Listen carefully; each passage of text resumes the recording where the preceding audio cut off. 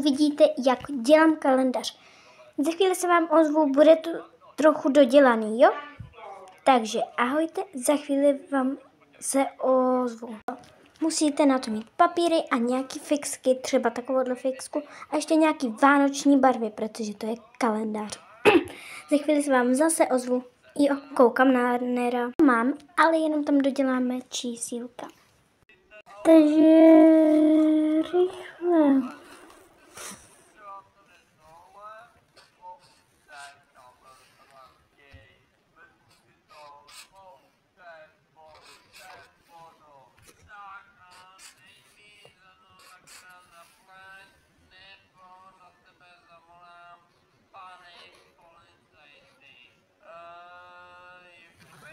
Zase se vám za chvíli ozvu.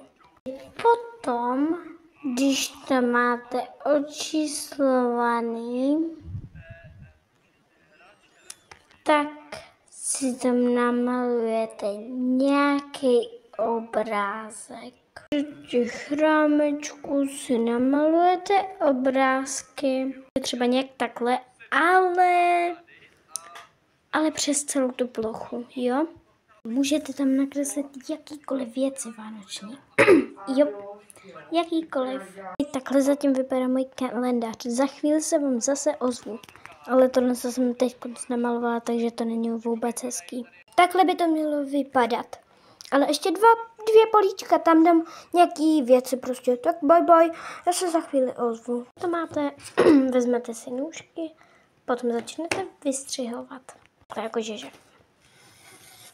Prostě tam, chápete, nebo přes celou plochu. Prostě se vám za chvíli ozvu. Potom si tam máte vybarvit. Přesně takhle. Potom uděláte strany a takové věci.